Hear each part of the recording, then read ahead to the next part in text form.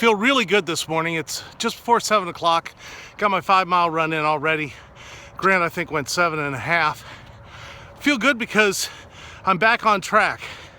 Monday morning, it's a great time to get things started again if you've fallen off the tracks a little bit. We're gonna get to the club before 8 o'clock. We're gonna have everything done today. Gonna be able to eat on our diet plan because I'm prepared for that. Just a real good start to the week. Feel great about it. Wrapping up my workout here, and as I'm walking out, I'm seeing the other people that are here, and it's a lot fewer than normal. And that's because we're earlier, and everybody has a morning routine. They just don't know it. So a lot of them don't know it. But a lot of people have a morning routine that they've thought about that is designed to get them the results they're looking for. And those are the people that I'm going to start following. People that have that routine that is going to get them to the destination they've had planned. And they're not going to let anything get in the way. And they're going to have that routine, they're going to follow it. And when they skip a day or when they miss a day, they're going to get right back on track. I wanted to expand a little bit on that thought of a morning routine because a lot of people say, well, I'm not a morning person, and that's fine, and they have an afternoon routine, but everyone does have a morning routine regardless of what it is.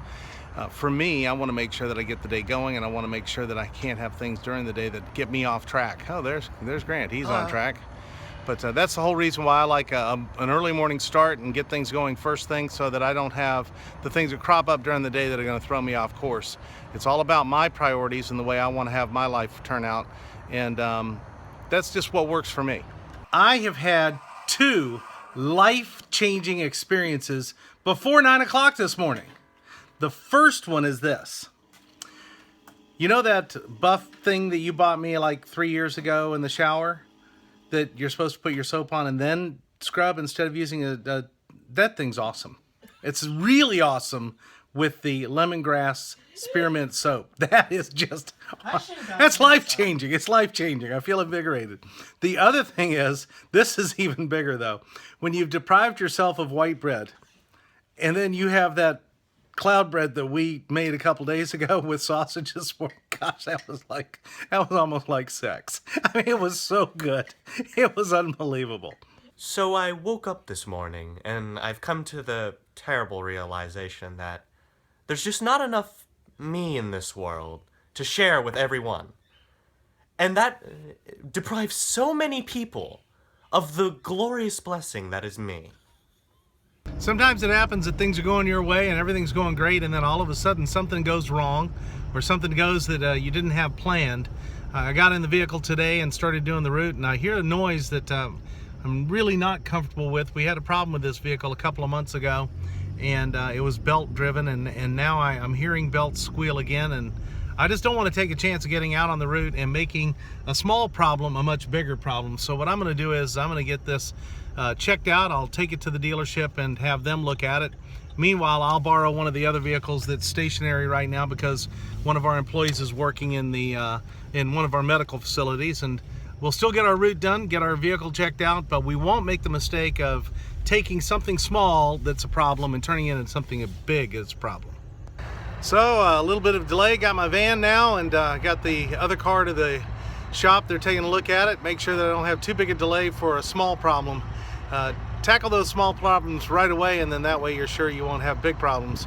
It's bitterly cold out here today, but we're gonna get it done either way. As I think of things that I've done that will help you, they helped me. This is a great forum, so I'm able to just record them right away and I don't lose those thoughts. And something came to mind earlier today. I didn't have the opportunity to record it because it actually happened in the shower, but what I realized was that one of the things that I did a while back that have really made a difference in my life has helped me to be able to concentrate on the things that are important is I eliminated all newscasts. We eliminated television altogether in our home. Just one of those things that was right for us. It isn't right for everyone, but I don't listen to news talk anymore. I used to just live on talk radio. I don't listen to that anymore. I don't listen to any of the newscasts anymore. About 95% of what's on those is never going to affect my life, and the 5% that does, believe me, my friends, my family, and other people are going to inform me about it, and I can make a rational decision as opposed to an emotional one, because I've discovered that all of those newscasts, every bit of the media, is designed to keep you excited and energized and irritated to some extent about the things that matter to you, and yet they don't ever have solutions for them. They only have the ability to keep you angry and frustrated. And an angry and frustrated person is never going to achieve the goals that they're looking for. Anger is a great motivator in the short term, but it's a bad long-term plan. I've come to realize that momentum has a lot to do with pretty much everything, and it's good momentum or bad momentum.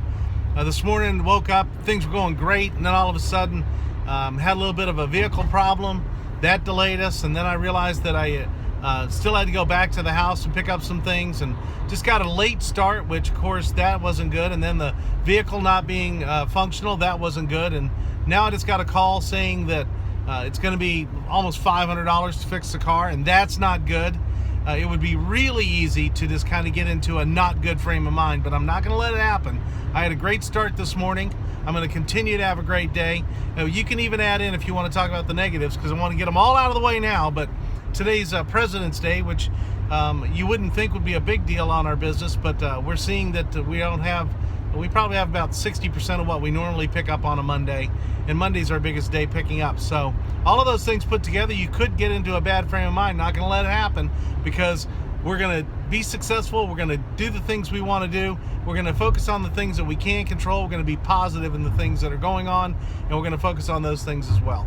I just realized another thing that I changed that I think has had an impact on my weight loss, and that is that I have limited myself to 1 diet soda a day, and I really haven't had that many of those. Occasionally I'll be in the store, I'll be walking by one. Truth is, I was probably off diet soda completely for the first 3 or 4 months of my weight loss campaign, and then just recently I've decided that it's okay to have one a day, but no more than one a day. The reason I think the diet soda thing's important is because I realized that I replaced drinking water with diet soda, and now that I don't have those diet sodas, I am actually drinking a lot more water than I did before, and I'm certain that drinking a lot of water has something to do with my weight loss as well. One of the best things about owning your own business is you can make things that are a priority a part of your day. And so I get to sit down daily with my family and have lunch and take a little bit of a break before we start the afternoon. Crazy weather we're having this afternoon. It's warm enough to be out in shorts and a t-shirt. It's very overcast, as you can see, and the wind's blowing. But a pleasant day. We're out for our afternoon walk, about a mile and a half, spend some time together, catch up on what happened all day, and just get some extra exercise in. Trying a new recipe tonight. It calls for, it's a chicken cordon bleu casserole. I've taken a rotisserie chicken and I've deboned it and chopped it up. Chopped up some ham, so let's put some Swiss cheese on top, and I'll give you the rest of the recipe as I go. So I've layered in my Swiss cheese. It's really thin cut Swiss cheese. And I'm about to make my sauce. Well, as usual, I'm going to have to ad lib on this recipe. The sauce calls for 3 tablespoons of flour and 3 tablespoons of butter, and then milk, and that's how you thicken the sauce. And I don't have any flour, because we try not to keep flour in the house. So I'm going to try to thicken it using cornstarch, and just use milk, butter, and some cornstarch and some milk. See if I can thicken it up. Then I'm going to add some lemon and some Dijon mustard. There it is. And some paprika, which I don't have out yet. I have no idea if my sauce is right or wrong. It's got a little bit of a lemony Dijon mustard flavor to it. I guess when you mix everything together, it'll be good. I'm supposed to now pour it over the entire casserole and then put a topping on it. Reduced the recipe. I also reduced the cooking time. It's supposed to be 45 minutes. I lowered it down to 30. It always says just hot and bubbly, and clearly it's doing that. So let's see how this tastes. Here we have the finished product. Now I know that the panko is a little bit of a worrisome thing, but I cut it back to half of what it said I should have. So that combined with the ham and the Swiss cheese, the entire casserole had about 30 carbs, and this is about a quarter of the entire casserole. So that'd be about 8 or 10 carbs for the meal. Not even 10, 8 carbs for the meal. So I don't feel too bad about that. Monday evening, day 15, 28 days, and we're on the other side of the halfway point. Had a good day today, a really good day today, but not for the reasons that I thought I would. I feel really good about getting back on track this morning and just kind of focusing on my priorities and on my routine.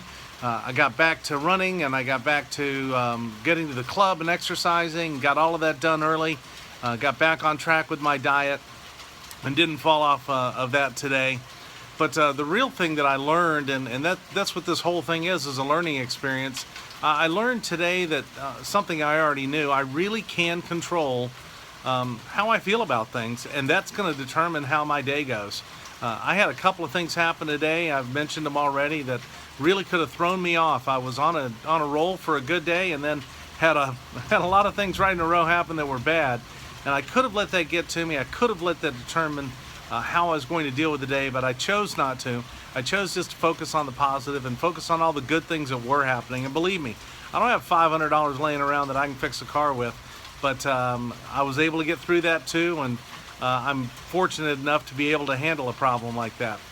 So all in all, it was a great day. I learned so much because I just kept focusing on what I wanted to have happen, and I didn't let those things that went wrong bother me too much. And one of the things I did to do that was I started thinking about all the successes I've had during this process, and I mentioned a couple of those today in the video. So that wraps it up for day 15. Tomorrow we're going to be up early. I know it's raining right now, but all of this is going to clear out, and it's going to be cool in the morning. We're going to get up and do probably a 10K, and hopefully get to the club first thing as well. So that's it. Day 15, 28 days.